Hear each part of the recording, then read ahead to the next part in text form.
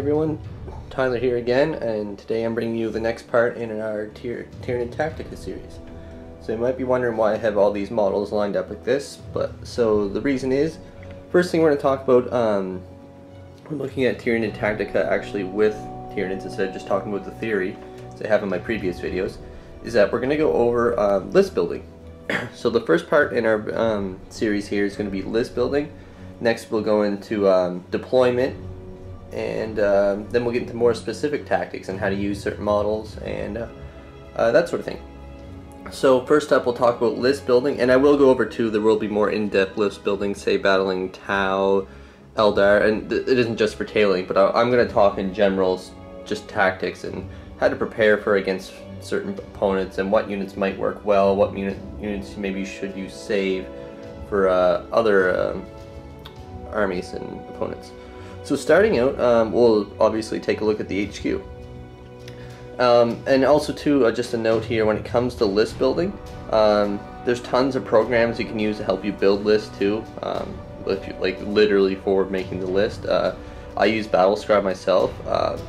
It's a good program. There's a ton of other programs I've seen people use. All of them are great. If you have the digital codex,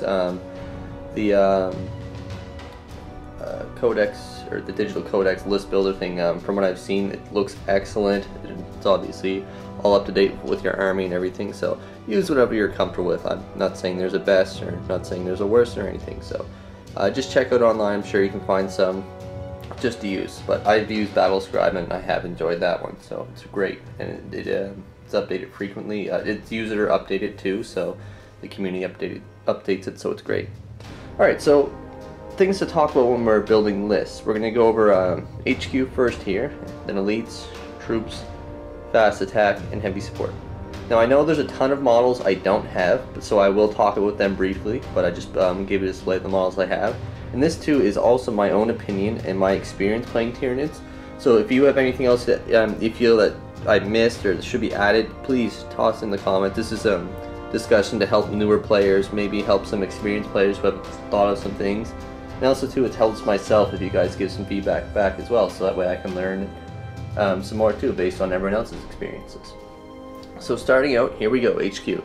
So the big thing to consider when building a list with HQ is what kind of HQ do you want to run. There's mainly 3 options that you will see run. There's a couple more that aren't quite as viable, like there is a Death Leaper and Old One Eye. Death Leaper is more so, a little bit more useful than Old One Eye. Old One Eye, I can guarantee you won't see him unless in the most fluffy or friendly games, but overall these are the main 3 you're going to see, although you will see the Turvigon every now and then, but he's actually starting to find his role in the troop slot, which is actually surprised me, and I know it's quite a few other people. So now things to consider is, what role do you want your HQ to play? One of the most common guys you'll see here is the Flyrant in most lists. This guy's a beast now. I'm sure being that 6th edition's been out quite a while now. Most of you found that Flyrant's just improved in almost every way. His shooting got better, his psychic powers are better, he's cheaper, so he's a great unit. You'll definitely see a lot of Flyrants out there, and he's great for anti-air, plus obviously the Synapse node, and that's another huge thing about the HQ slot, is you have to decide how you want to play it. If you're gonna, like, the most competitive way honestly is the Flyrants, but not everyone wants to go that way, so that's why we're going to talk about other options as well. Swarmlord's another good one. You need to consider with him though that he's not going to be the offensive beat stick he once was. He's more so a buffing role now, which actually kind of fluff-wise is what he supposedly is. He comes out and he's there to buff the swarm, give them bonuses, like you can toss a preferred enemy, which is great actually to have on Hive Guard, for example, just because their ballistic skill dropped. So that's great. He has a fair bit of points, so you do have to take that in consideration when making your list. If you are going to run him, I'd almost recommend having a Flyrant or taking a couple Crones just to ensure that you have strong anti-air. And also too, with list building, you got to consider who you're playing against.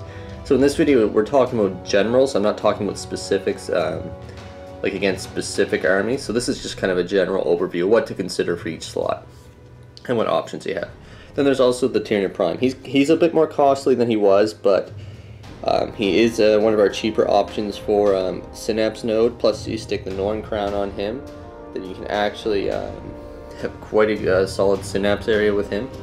And being an independent character, he can just jump in large broods of gaunts, ensure he stays alive, and being that all their leaderships are equal, you can decide basically who's your warlord. So you gotta just take a bit to think how you're gonna run your HQ. If you want to be a bit more offensive, definitely the Flyrant.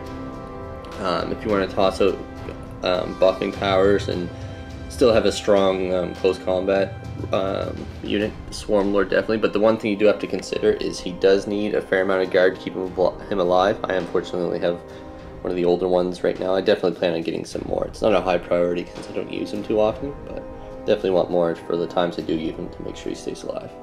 Then the Prime, as I mentioned earlier, if you need a solid synapse node, or even some other strategies, like if you want to outflank him with some gaunts, for example, to keep them in your opponent's backfield and just hold objectives back there, it can work out.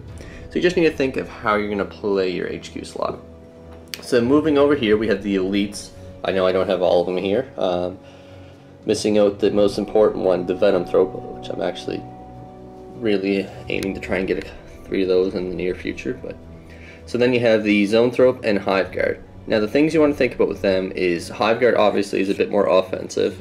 He kind of took a bit of a hit losing that one ballistic skill. They're still useful, but you definitely have to bring them in broods of 3 for their effectiveness.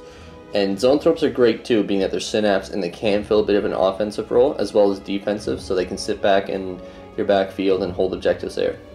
So you need to think about if you got guys like Biovores or just large broods of gaunts sitting in the backfield, you need someone to look after them. So Zoanthropes are great for that. Now, Venomthropes are also excellent, being that they can toss out that shrouded cover save to everyone.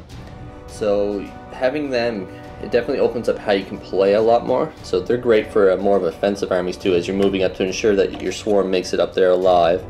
And the only thing about them is if you face armies that ignore cover a lot, like if you know you're playing Tau, Venomthropes might not be the best idea, being that the majority of their army can ignore cover. So you basically just spent 50 points or 40 points or whatever he is just to have a model that's going to get sniped for an easy first blood.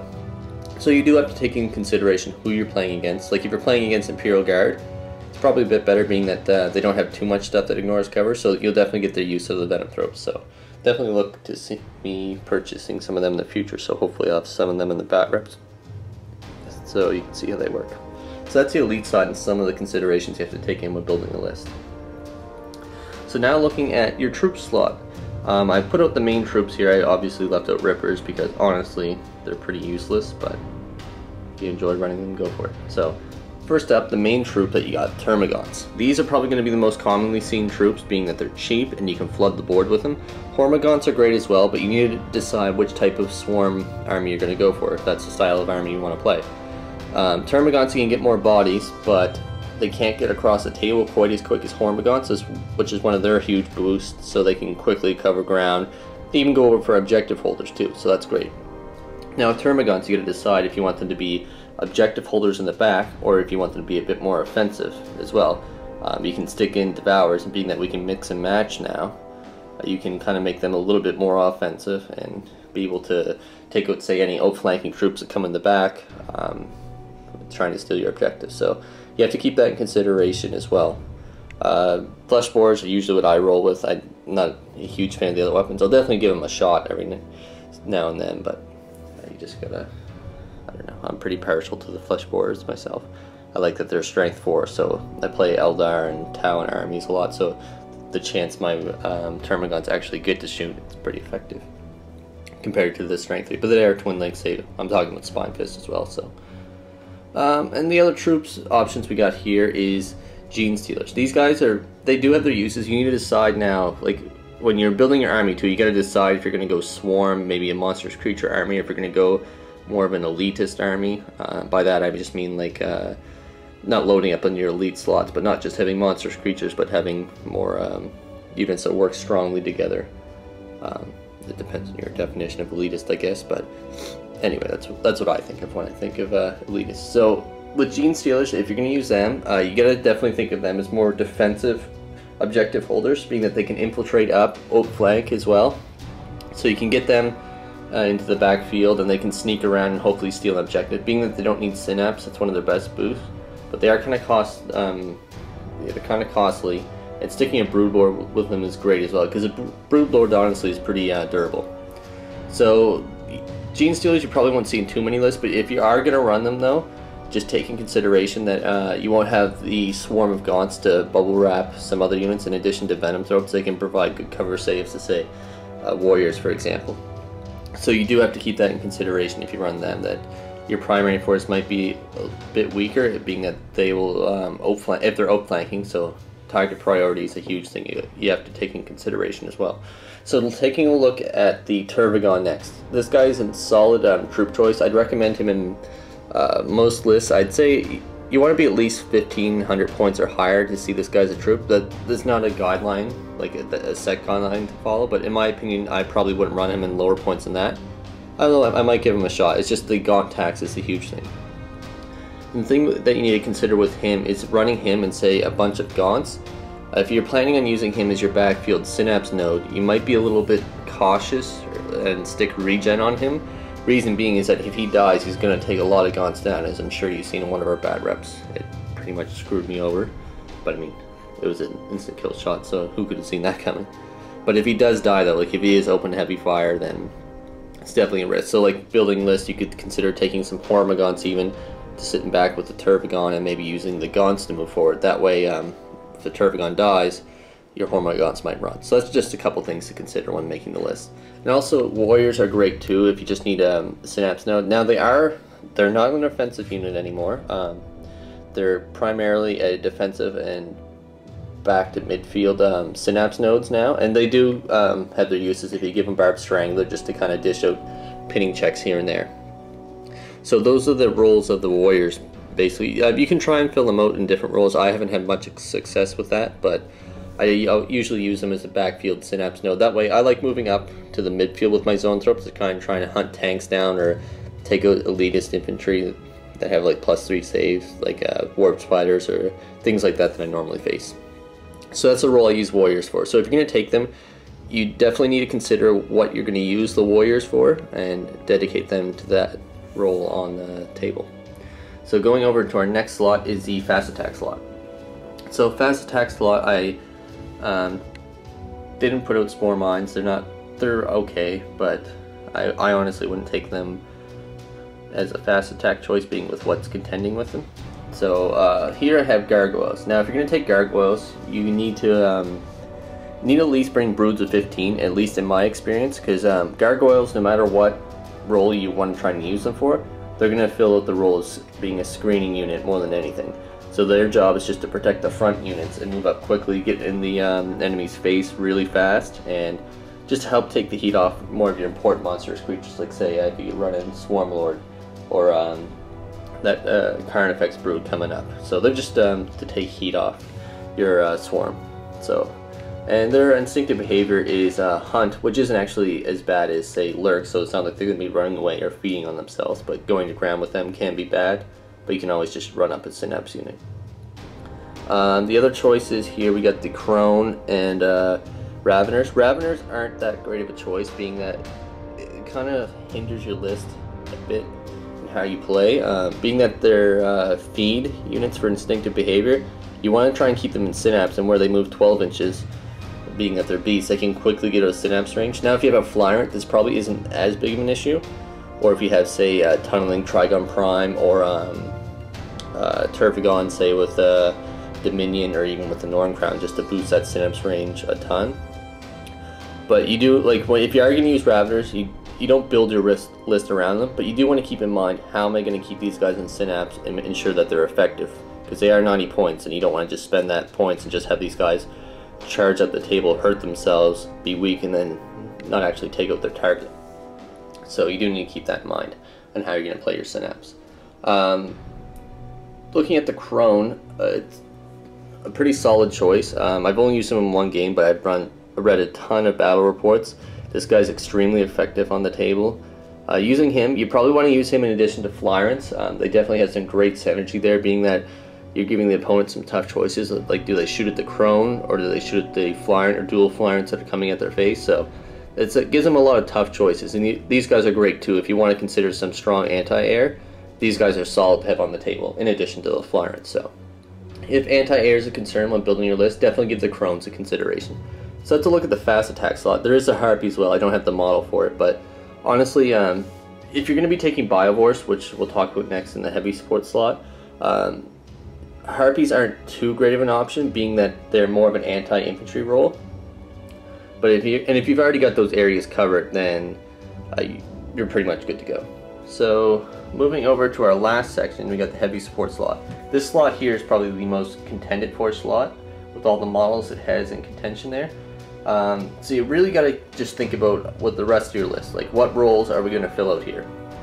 Do you need a solid unit to take down AP2? Then Exocrine's your solid choice. If you need a strong anti-infantry unit, bring a brood of 2 to 3 Biovores just to drop all those pie plates and clear out huge infantry blobs.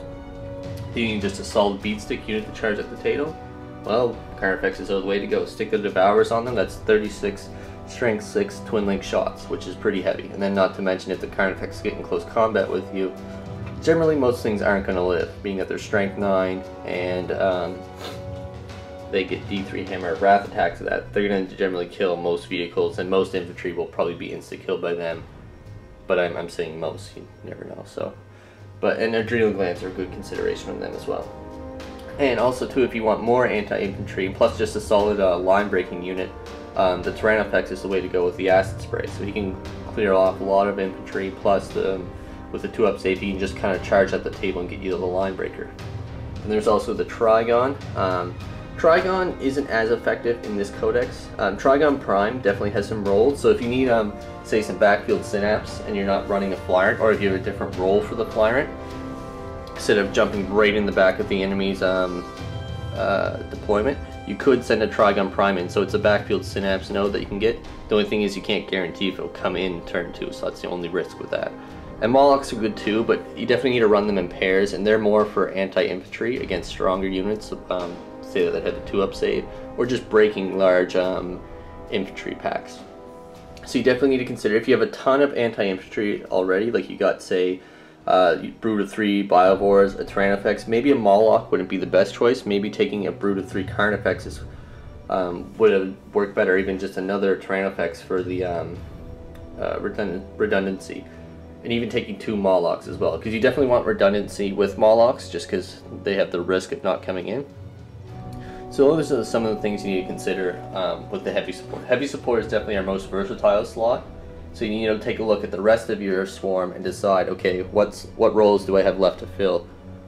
Do I need someone that's just going to charge at the table and clear out any heavy infantry and plus be a threat to any close vehicles? And you have a couple options for that. Then like you have the Biovores who can easily take down large hordes of infantry and take the pressure off your other swarms.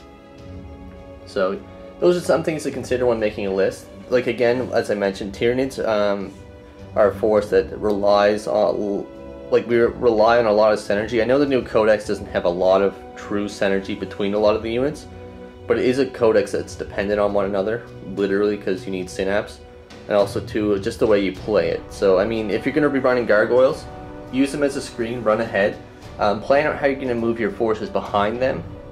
So are you going to run them, say, some gaunts and venom throws? That way you got a solid screen moving up and have your Carnifexes or Tyrannofex behind them, just trying to take the heat off them and let them get up in your opponent's face.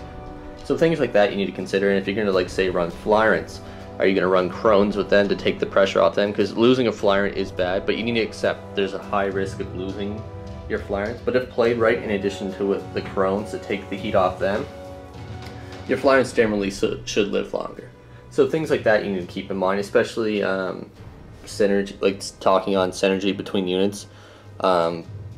Tervigons and Gaunts, they don't actually have a synergy per se, but you want to keep them away from each other.